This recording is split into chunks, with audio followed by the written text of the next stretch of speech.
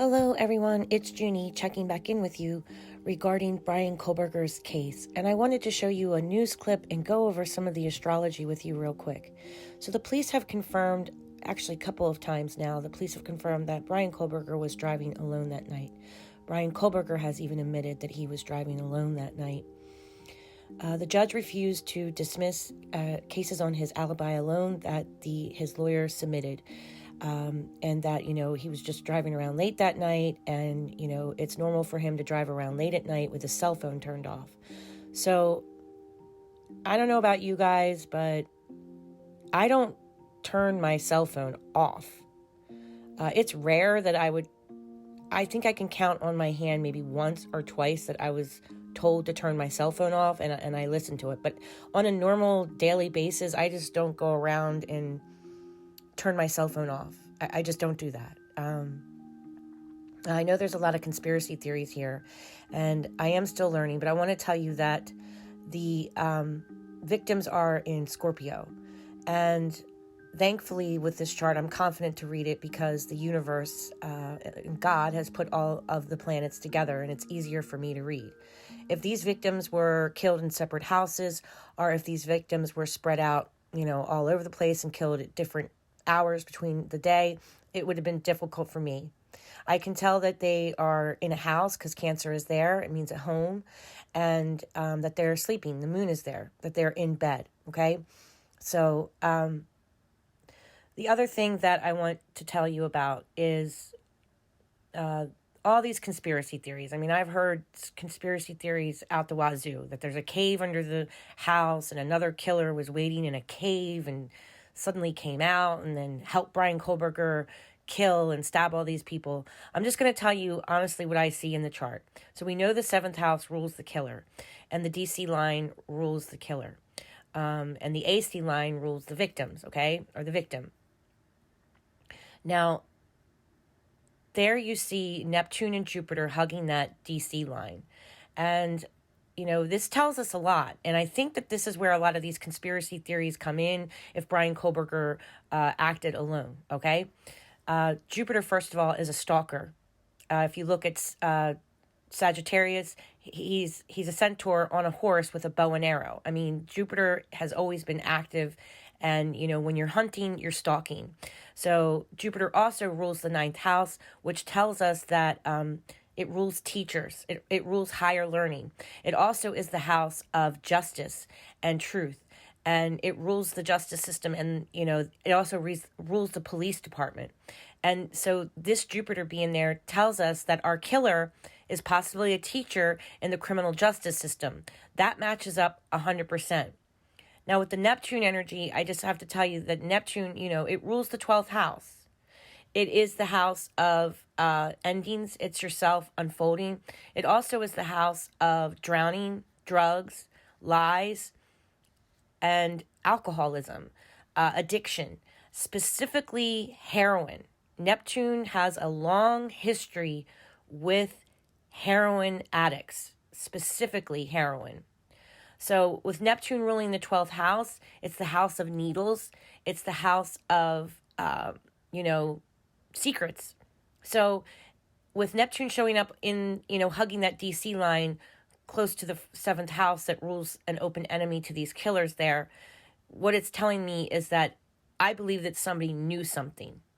As far as looking at this whole chart, I see one killer.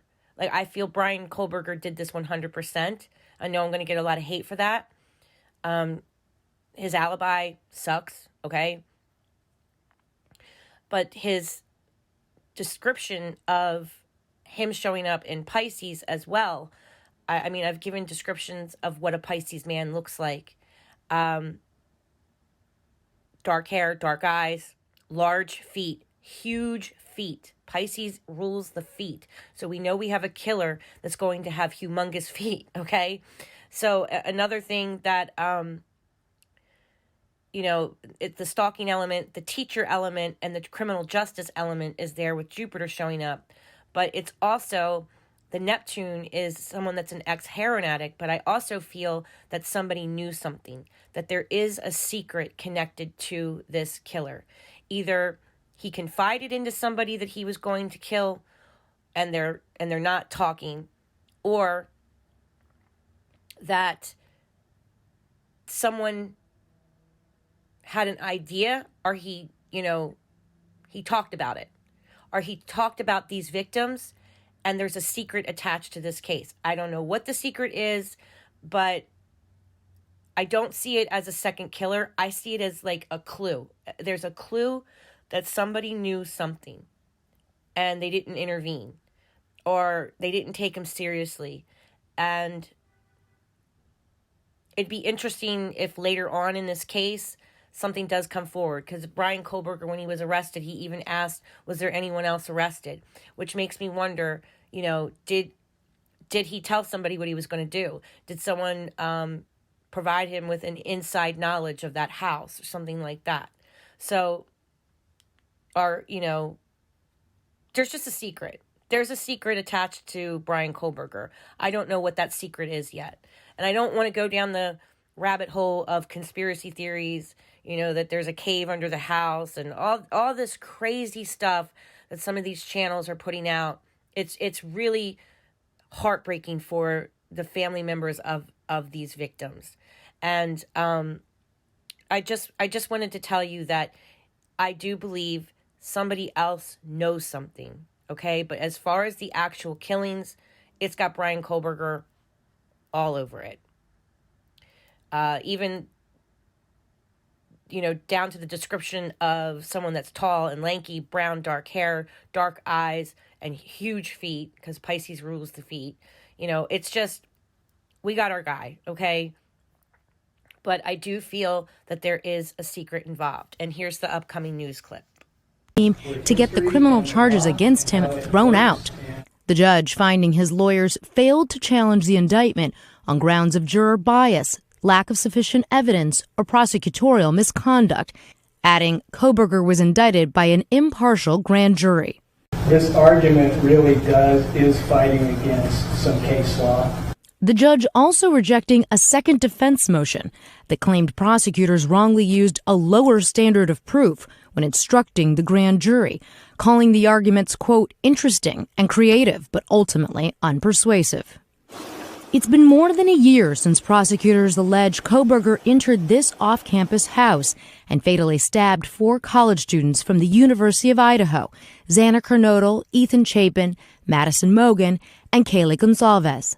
Authorities say they found Khoburger's DNA on a knife case recovered from one of the victims' beds. The actual murder weapon never found. The state has said it's seeking the death penalty. A judge entered a not guilty plea on Khoburger's behalf in May.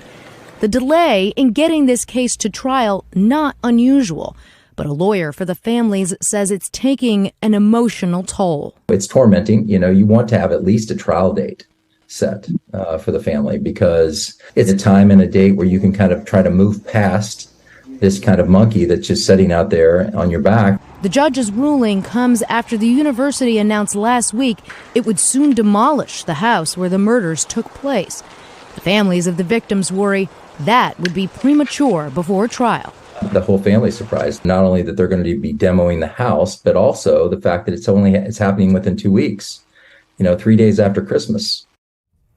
So what do you expect the defense strategy to be now going forward? For the defense, their only hope at this point, guys, is to try to exclude the evidence of that DNA thumbprint on the knife sheath, the one that was found near the victim's bed. If you're his defense lawyer, you want to do everything you can to make sure the jury doesn't hear about that. But short of that, really, remember, this is a death penalty case. And so sometimes if you see the evidence is going one way, your hope is to try to make sure he doesn't get the death penalty, even if the guilt or innocence might not be in your favor. When might we see this go to trial? You would expect at this point to at least have a scheduling order in place. That's why I think the victims' families are so disappointed, because even if the trial gets pushed for whatever reason, to not at least have a date in place, at least temporarily, is quite unusual. I would expect pretty soon now. Okay, I just wanted to show you a little bit of the astrology and what is happening with the case and how his alibi wasn't enough to dismiss it as far as the judge was concerned.